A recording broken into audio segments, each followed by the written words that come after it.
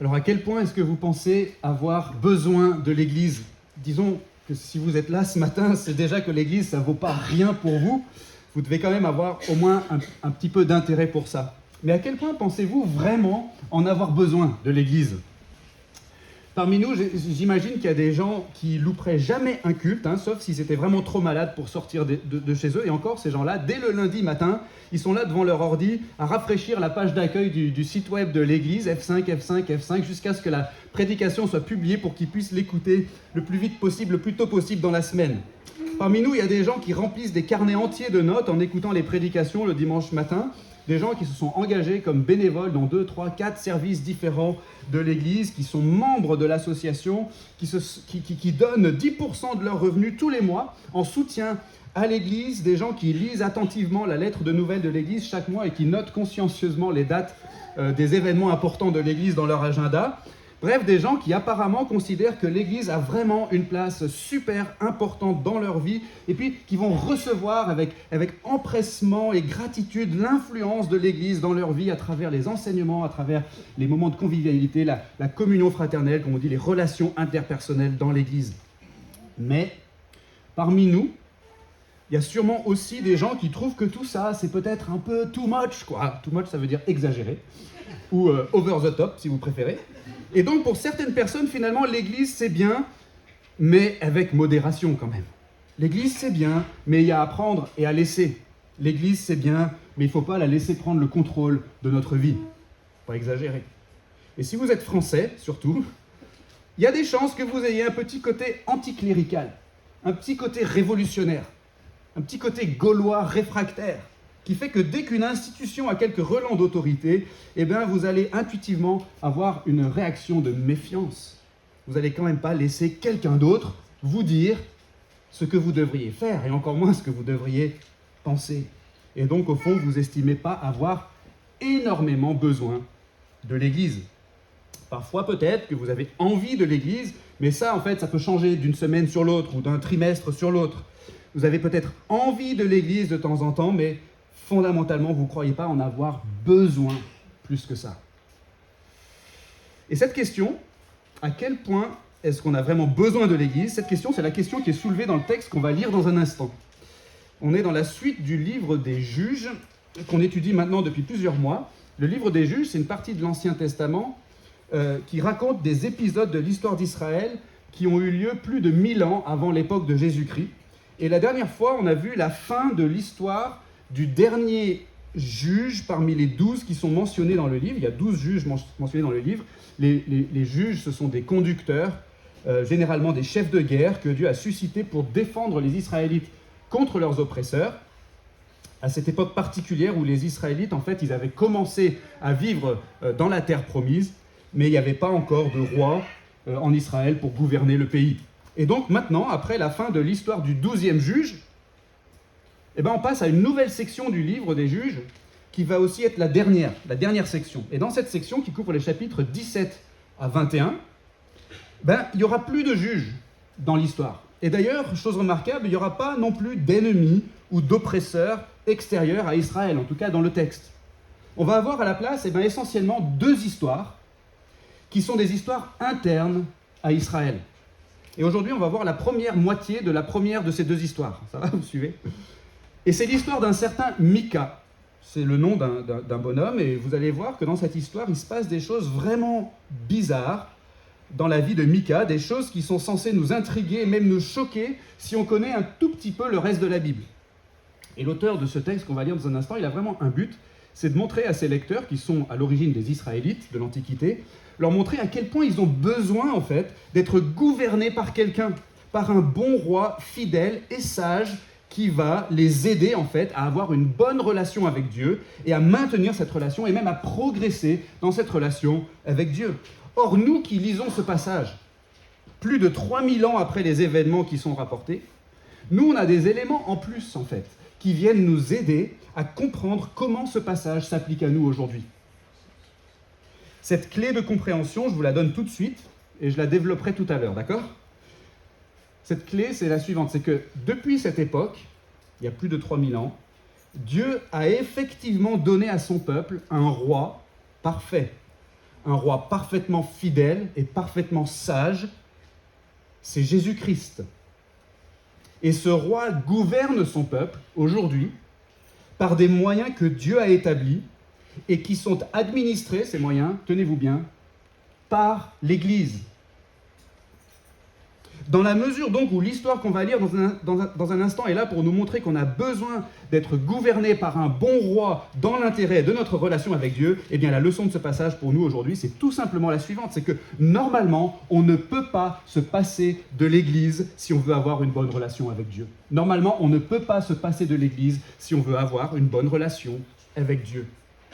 On a besoin d'être gouverné par Jésus, sans quoi on se met vraiment en danger. Et comment est-ce qu'on se soumet à la gouvernance de Jésus ? Eh bien, on se soumet à sa gouvernance quand on s'attache pleinement à son Église. Ça va, vous suivez ? Donc, lisons le texte avant d'aller plus loin.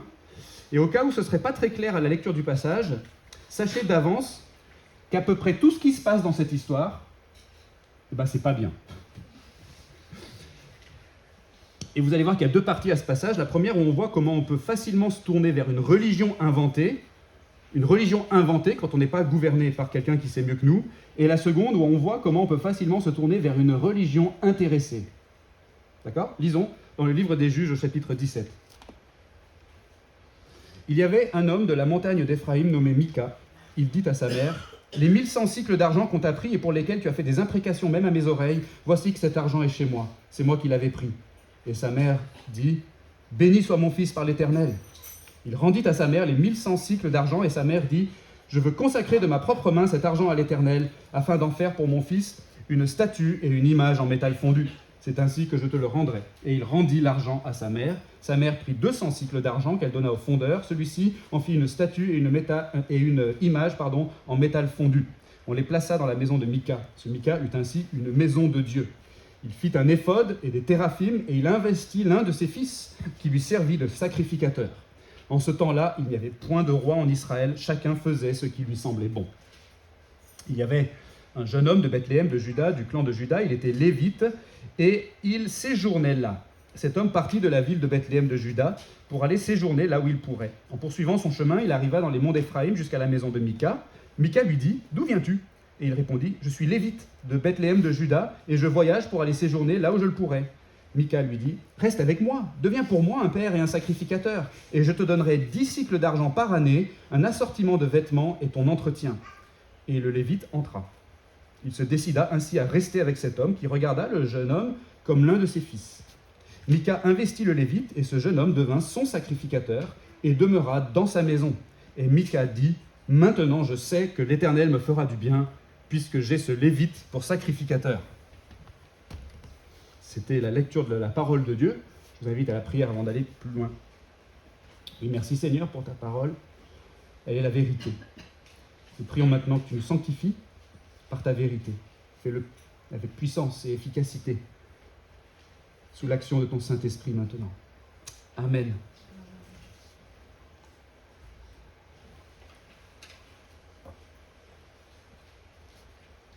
Alors premièrement, le danger d'une religion inventée. La première chose que ce texte veut nous faire comprendre, c'est qu'on a beau être sincère, on a beau avoir un fort sentiment religieux et être disposé favorablement envers la spiritualité, eh bien si on est livré à nous-mêmes, on va partir dans tous les sens.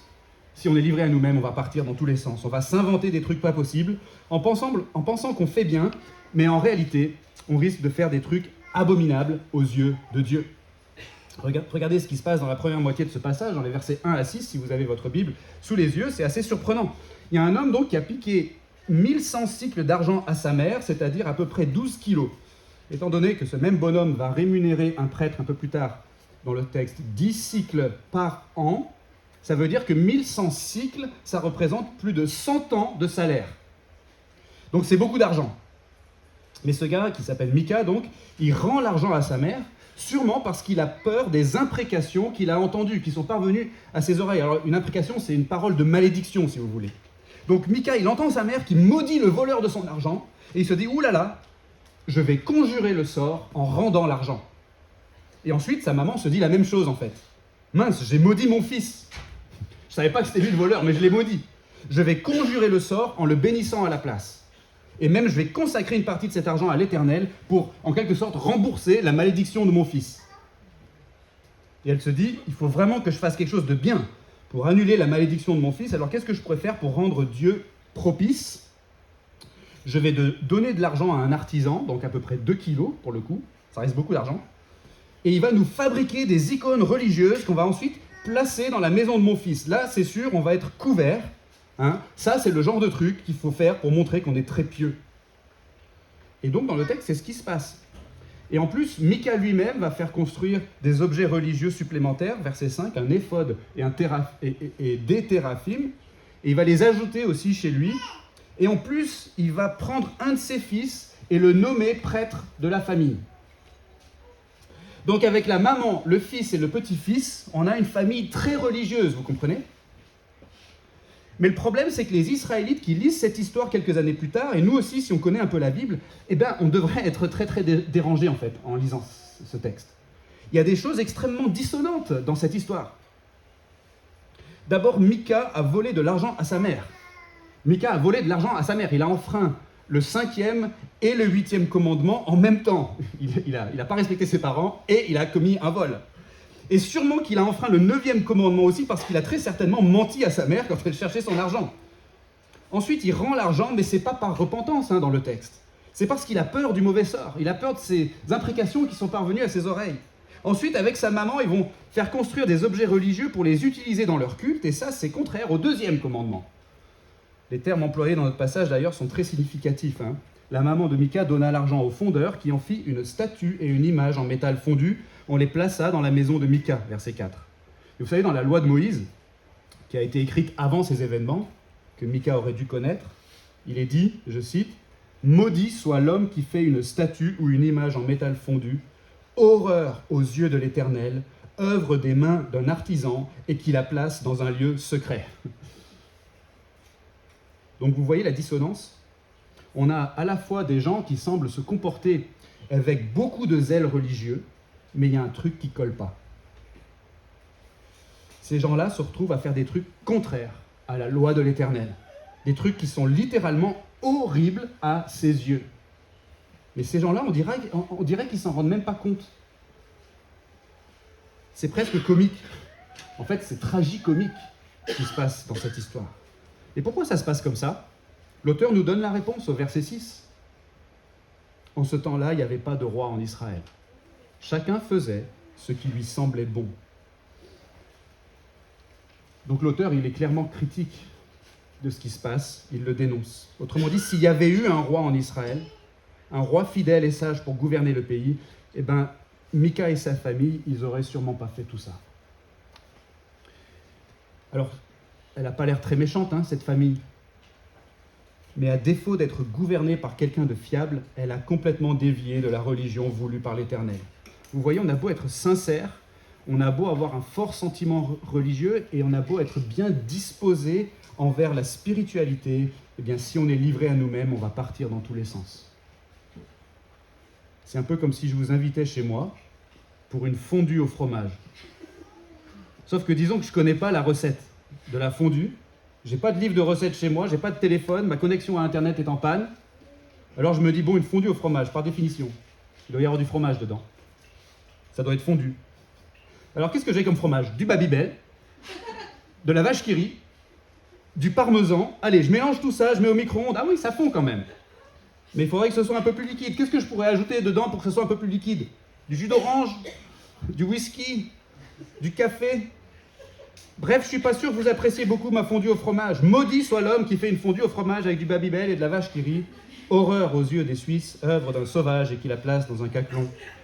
Mais trêve de plaisanterie, on sait qu'il y a plein de domaines dans la vie où on ne peut pas juste deviner ce qu'il faut faire, intuitivement. C'est comme ça dans le domaine de notre relation avec Dieu. Et je dirais même à plus forte raison dans le domaine de notre relation avec Dieu, puisque c'est certainement le domaine de notre existence qui est le plus important. Si beaucoup de gens seraient offensés par mon invention culinaire, à combien plus forte raison Dieu lui-même, le Dieu unique et 3 fois saint, sera-t-il offensé par nos inventions religieuses, par ces trucs qui viennent de nous, de notre imagination, et qu'il n'a jamais demandé, ou pire, qu'il a expressément désigné comme lui étant désagréable. Et donc, si on veut éviter de partir dans tous les sens dans notre relation avec Dieu, on a besoin d'être gouverné dans ce domaine. Vous comprenez ? On ne peut pas se fier à soi-même. On ne peut pas se fier à notre sens religieux. On ne peut pas se fier à nos idées, à nos envies, à notre créativité, à notre logique. On doit prendre conscience de ça, mes amis, et on doit faire attention. On a vraiment besoin d'aide et d'autorité extérieure dans le domaine de notre relation avec Dieu. Et on va y revenir dans un moment, mais pour l'instant, je veux quand même citer notre confession de foi qui dit ceci, je cite, « Le vrai Dieu lui-même a ordonné et fixé par sa propre volonté la façon de lui rendre un culte, de telle sorte qu'aucun culte ne peut lui être rendu selon l'imagination et les désirs des hommes, ou selon les suggestions de Satan, sous quelque représentation que ce soit, ou de quelque autre manière que ce soit, non prescrite dans la Sainte Écriture. » Donc là, on a déjà une première piste, celle de la Bible, comme source d'informations fiables de la part de Dieu pour nous guider dans le domaine de notre relation avec lui. Et on va y revenir, je vous assure, mais d'abord le deuxième point. Deuxièmement, le danger d'une religion intéressée. La deuxième chose donc que ce texte veut nous faire comprendre, dans la deuxième partie du passage qu'on a lu, donc à partir du verset 7 jusqu'au verset 13, c'est que si on est livré à nous-mêmes, non seulement on va partir dans tous les sens au niveau de notre relation avec Dieu, mais on va assez naturellement glisser vers une religion qui nous arrange. On va glisser assez naturellement vers une religion qui nous arrange. Alors qu'est-ce qui se passe dans notre histoire ? Il y a un nouveau personnage qui apparaît, c'est un Lévite, nous dit le texte au verset 7. Alors un Lévite dans la Bible, c'est un Israélite qui descend de la tribu de Lévi. Lévi, c'était un des 12 fils de Jacob, dont le nom a été changé à Israël, et donc il y a eu 12 fils qui sont devenus, si vous voulez, pour faire simple, les 12 tribus d'Israël. Mais surtout, un Lévite, selon la loi de Moïse, donc c'est quelqu'un qui descend de Lévi, mais un Lévite, c'était quelqu'un qui faisait partie d'une tribu qui était un peu à part par rapport aux 11 autres tribus. Parce que cette tribu de Lévi, elle était censée être consacrée au service de Dieu.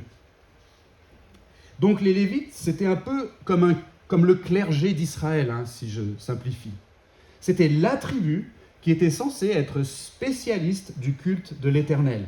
Et donc dans notre texte, on découvre un Lévite qui semble être un peu vagabond, on ne sait pas trop où il va, d'ailleurs lui-même il ne semble pas trop savoir où il va, et surtout Mika le rencontre sur le chemin, et il se dit « Waouh, quelle chance, un Lévite ! Je vais pouvoir upgrader mon système », upgrader ça veut dire passer à un niveau supérieur, au prochain level quoi, si vous voulez, « je vais pouvoir upgrader mon système en remplaçant mon fils par un véritable Lévite, un sacrificateur AOP, appellation d'origine protégée, il faut absolument que je l'embauche ce gars-là ». Et donc Mika lui fait une super proposition, avec rémunération et avantage en nature, vous avez vu verset 10, et le gars il accepte. Et il devient, nous dit le texte, un père et un sacrificateur. Pour Mika, un père, c'est-à-dire qu'il est perçu comme un protecteur, comme un chef spirituel, comme un médiateur même, pour Mika et pour sa famille. Et Mika, il est très content, vous avez vu, il va intégrer ce Lévite comme un fils dans sa famille, verset 11. Il avait un fils, vous vous rappelez, dont il a fait un sacrificateur, c'était déjà pas mal, et maintenant il a un sacrificateur dont il a fait un fils. Et ça, c'est encore mieux. Imaginez que vous ayez toujours rêvé d'avoir dans votre foyer, sous votre toit, quelqu'un qui sache faire des gnocchis.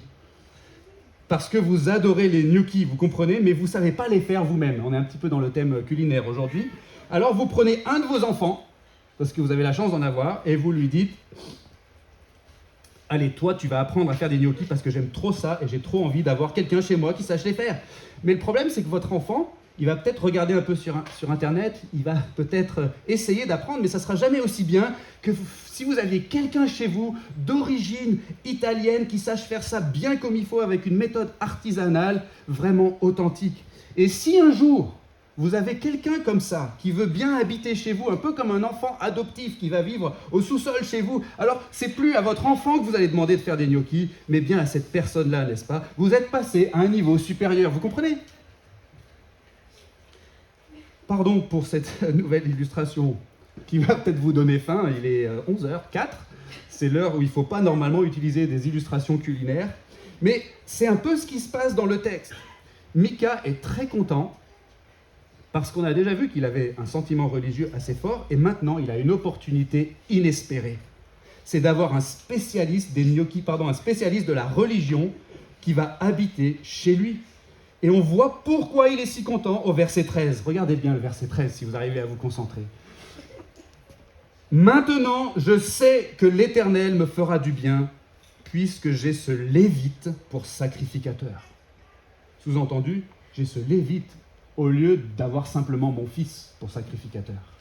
Là, j'ai un vrai de vrai, un spécialiste. Et ça aussi, en fait, c'est censé mettre très mal à l'aise les Israélites qui lisent cette histoire. Et nous aussi, les lecteurs de cette histoire, si on connaît un peu le reste de la Bible. Parce qu'en fait, normalement, d'après la loi de Moïse, toujours, on n'est pas censé pouvoir offrir des sacrifices n'importe où, n'importe quand, d'après la loi de Moïse. On n'est pas censé avoir son prêtre personnel et son petit lieu de culte privé. Et le Lévite, il n'aurait jamais dû accepter cette offre d'emploi. Normalement, les Lévites étaient censés s'occuper du tabernacle et des ustensiles du culte de l'Éternel. Alors le tabernacle, c'était, si vous vous rappelez, c'était le sanctuaire que Dieu avait commandé de fabriquer. Il avait commandé à Moïse de fabriquer ce sanctuaire. Et ce sanctuaire se trouvait à cette époque-là dans la ville de Silo. Il ne se trouvait pas chez Mika, même si ce n'était pas très loin géographiquement. Donc ce Lévite, c'est un peu comme un déserteur quand même. Vous comprenez? Et il accepte d'être payé pour faire quelque chose d'autre que ce à quoi il était normalement appelé par Dieu lui-même et par la loi de Moïse. Et surtout, ce Lévite, il aurait dû prendre ses jambes à son cou en voyant le petit sanctuaire privé de Mika avec des idoles dedans. Il aurait dû fuir en voyant la statue et l'image en métal fondu et l'éphod et les téraphim chez Mika. Il aurait dû sévèrement réprimander Mika et ensuite partir et retourner à Silo, là où il était censé servir Dieu. Mais le Lévite est intéressé par l'argent et par la stature qu'on lui propose. Et Mika, lui, il est intéressé par la plus grande faveur de Dieu qu'il pense obtenir en rémunérant ce prêtre. En ce temps-là, il n'y avait point de roi en Israël. Vous comprenez, chacun faisait ce qui lui semblait bon. Et quand on fait ce qui nous semble bon, on fait ce qui nous arrange, y compris dans le domaine religieux et spirituel. On a cette tendance, en fait, profondément ancrée en nous, cette tendance à penser que la religion, c'est une technique qu'on doit apprendre à maîtriser pour pouvoir obtenir des bienfaits spirituels en retour. Je répète, on a tendance à penser que la religion, c'est une technique qu'on doit apprendre à maîtriser pour pouvoir obtenir des bienfaits spirituels en retour. Mika, dans notre texte, il pense que plus il en fera, et plus il aura des outils religieux pointus et sophistiqués, et bien mieux il se portera dans sa relation avec Dieu. C'est archi faux. Mais cette façon de penser nous vient assez naturellement, en fait. Or, la religion biblique, telle que Dieu l'avait révélée déjà aux Israélites, notamment par l'intermédiaire de Moïse, eh bien, ça part du constat que nous, en fait, on est absolument incapables de produire quoi que ce soit comme performance religieuse ou d'acheter quoi que ce soit comme dispositif religieux qui nous permette d'obtenir la faveur de Dieu en retour.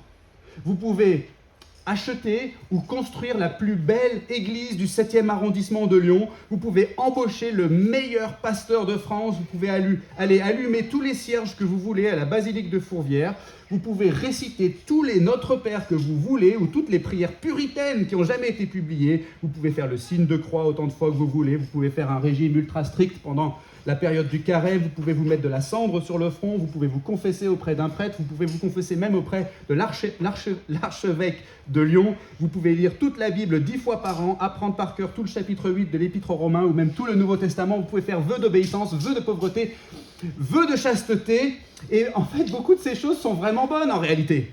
Mais rien de tout ça ne va vous faire obtenir la faveur de Dieu en retour. Or, le problème, c'est que si on est livré à nous-mêmes, on va aller dans cette direction, en fait. Si on n'a personne pour nous gouverner dans ce domaine, on va assez naturellement glisser vers une religion qui nous arrange, une religion intéressée, une religion où on va pouvoir servir nos propres intérêts par nos propres techniques. Et c'est une religion qui nous arrange, en fait, quand on peut acheter le dispositif qui va nous obtenir la faveur de Dieu. Ça, c'est la religion qui nous arrange. Ça, c'est la religion intéressée, quand on peut acheter le dispositif qui va nous obtenir la faveur de Dieu. Mais la religion biblique, la vraie religion, la seule religion véritable, c'est l'inverse de ça. D'après la Bible, on n'a absolument aucun levier qu'on peut actionner sur Dieu. C'est Dieu seul qui est l'auteur de notre salut. Nous, on ne peut pas mettre en place un système de médiation entre nous et Dieu. On ne peut pas construire un pont pour relier les deux rives et passer par-dessus cet abîme qui nous sépare de Dieu. On n'a tout simplement pas les moyens. Et même Mika, dans notre texte, avec tout son argent, il n'avait pas les moyens.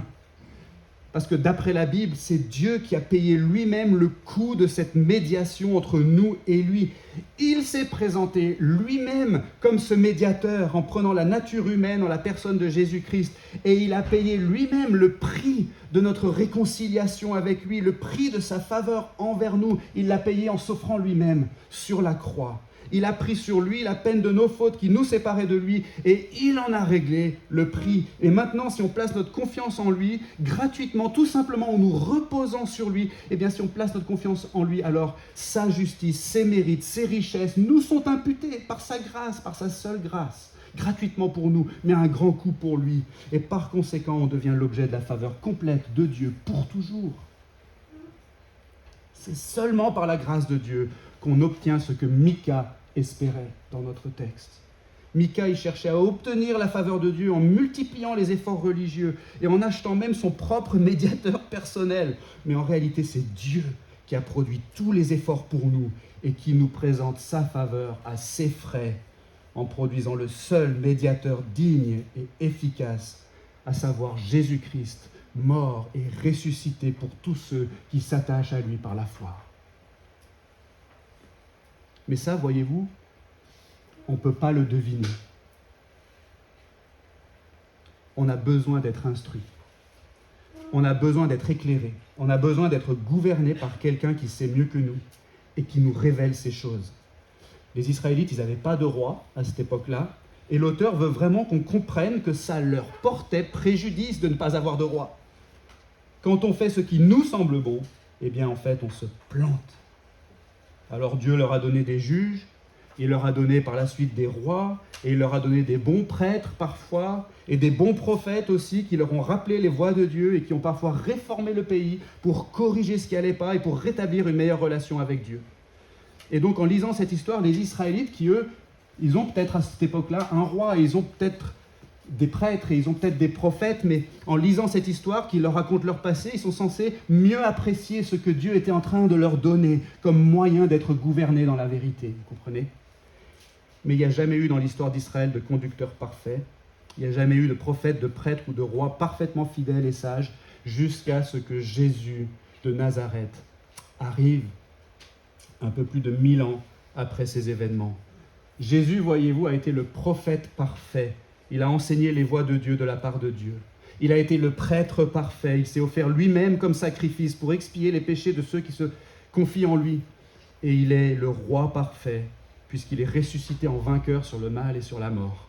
Et il est monté au ciel et il siège aujourd'hui à la droite de Dieu, le Père Tout-Puissant. Et il règne spirituellement sur toute la création. Et il a été donné pour chef suprême à l'Église, qui est le peuple de Dieu sur la terre.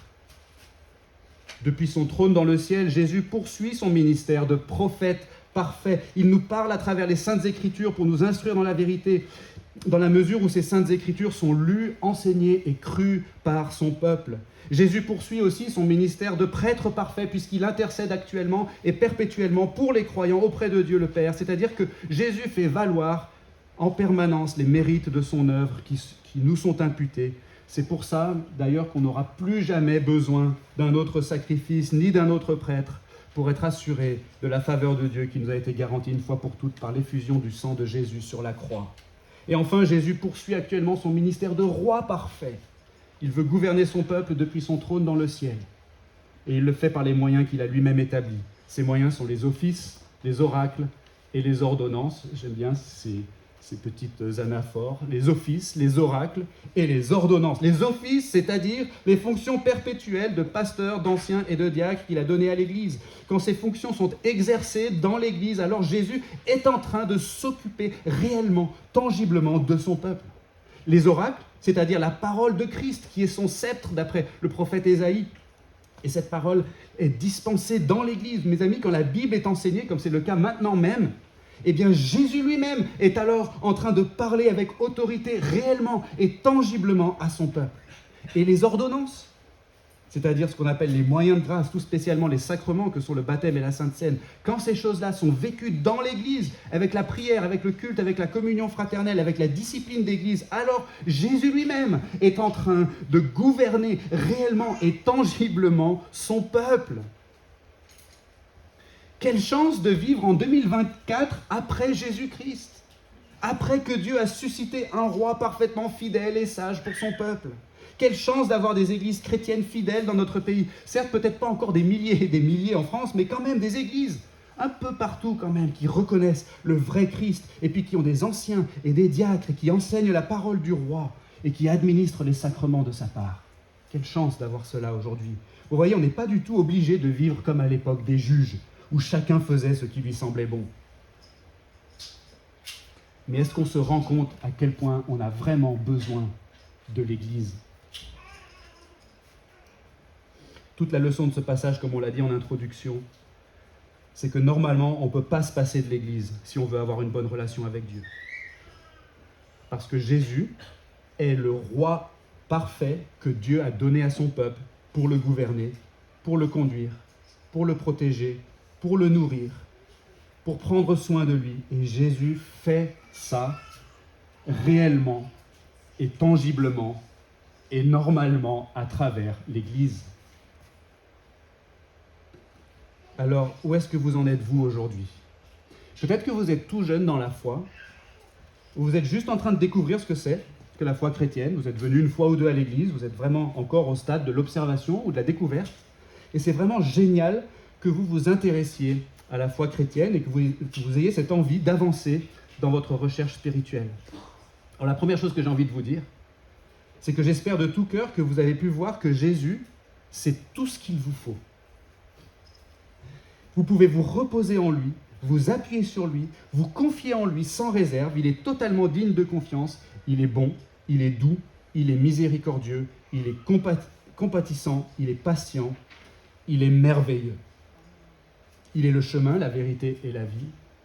Il est le bon berger, il est la porte de la bergerie, il est votre accès auprès de Dieu, il vous procure le pardon et la vie éternelle, il est la sécurité des croyants pour toujours.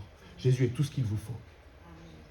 Venez à Jésus et apprenez à le connaître de plus en plus en vous attachant à son Église. Prenez dès que possible la résolution et l'habitude de donner à l'Église la priorité, au moins un jour par semaine, c'est-à-dire le dimanche, le premier jour de la semaine, le jour que Dieu a voulu mettre à part pour qu'on se réunisse avec d'autres croyants, pour lui rendre un culte et pour écouter sa parole. Et vous allez voir que vous allez progresser dans la foi et que l'Église, et plus l'Église aura de la place dans votre vie, plus vous aurez envie qu'elle ait de la place. Mais peut-être que ça fait quelque temps déjà que vous êtes chrétien, vous aimez l'Église, vous aimez chanter les louanges de Dieu, vous aimez retrouver d'autres croyants, la prédication, ça vous intéresse, mais il y a d'autres choses dans votre vie, ou d'autres personnes qui réclament aussi votre attention, votre temps et peut-être votre loyauté. Ces choses sont sûrement pas mauvaises en soi, mais parfois les deux vous semblent incompatibles, même si en fait au fond vous aimeriez avoir les deux en même temps. Alors votre petit côté gaulois réfractaire commence à vous susurrer que finalement c'est à vous que ce choix appartient. C'est votre vie après tout. C'est vous qui pouvez décider de prendre ou de laisser ce que l'Église vous présente et puis de prendre ou de laisser ce qui vous est présenté ailleurs. Et le problème, mes amis, comme on l'a vu ce matin, c'est que normalement ou ordinairement, c'est par l'Église et pas par d'autres moyens. C'est par l'Église ordinairement que Jésus, le seul roi parfait, gouverne les croyants. Et on a besoin d'être gouverné par ce roi, sans quoi on peut commencer à se faire une religion qui nous arrange, avec une église à la carte, et on peut finir par se faire beaucoup de mal spirituellement. Ou peut-être encore que vous professez la foi en Jésus, mais vous vous sentez vraiment embourbé dans des mauvaises habitudes, dans des péchés, comme le dit la Bible, dans des addictions, et vous avez énormément de mal à venir à l'église et à participer à la vie de l'église, tout simplement parce que vous avez trop honte et vous vous sentez complètement indigne. Mon ami, si c'est ton cas aujourd'hui, sache qu'en te détachant de l'église, ça va seulement empirer ta situation. J'aimerais que tu n'aies pas honte de venir, parce que par la foi en Jésus, ta honte a été enlevée et tu es approuvé par Dieu, par sa grâce. Mais sache que tu peux venir à l'église aussi parce qu'en réalité, à l'église, on est tous des malades et des coupables par nature, et on a tous besoin de Jésus. Or, c'est dans l'Église et par l'Église et avec l'Église que tu vas ordinairement recevoir le soutien et les remèdes spirituels dont tu as réellement besoin. Ou peut-être que vous avez été chrétien, mais que vous traversez une période de doute intense. Vous n'avez plus l'impression d'être un chrétien aujourd'hui, vous ne priez plus, vous n'avez plus du tout envie de lire la Bible, et vous vous sentez même assez mal quand vous êtes en présence d'autres chrétiens qui, eux, semblent vibrer pour Dieu tout le temps. Ça vous agace même. Et vous êtes en train de vous éloigner de plus en plus de l'Église, justement. Alors moi, j'ai envie de vous dire, s'il vous plaît, ne faites pas ça. Vous êtes comme un malade qui a perdu l'appétit. Mais si vous arrêtez de vous alimenter, vous allez certainement mourir, mais ce ne sera pas de votre maladie. Ce sera de faim que vous allez mourir. Même si vous n'en avez pas l'impression, en réalité, vous avez un besoin vital de l'Église, parce que sans l'Église, vous allez vous habituer à vous gouverner vous-même. Et peut-être que c'est ce que vous voulez au fond, mais vous êtes beaucoup moins fiable que Jésus. Enfin, peut-être que vous êtes un chrétien très convaincu, vous aimez Dieu, vous aimez vos frères et sœurs dans la foi, vous avez très très envie de suivre Jésus et de le laisser gouverner votre vie, parce que vous lui faites tendrement confiance.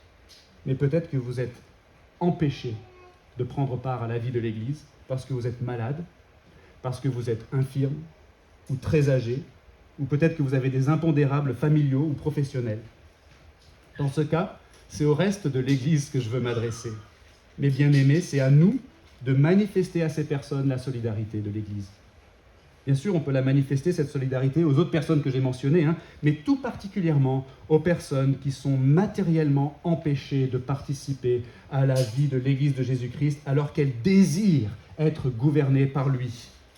Eh bien, on doit leur permettre de vivre leur attachement à l'Église en les appelant au téléphone, par exemple, en leur rendant visite, en leur signifiant notre affection et notre communion dans la foi. Normalement, on ne peut pas se passer de l'Église si on veut avoir une bonne relation avec Dieu. Merci Jésus d'être venu et d'avoir tout accompli pour nous, pour qu'on puisse avoir cette relation avec Dieu. Merci Jésus d'avoir établi ton règne et merci d'avoir confié à ton Église les moyens d'administrer ton règne pour le plus grand bien de ceux qui croient en toi. Amen.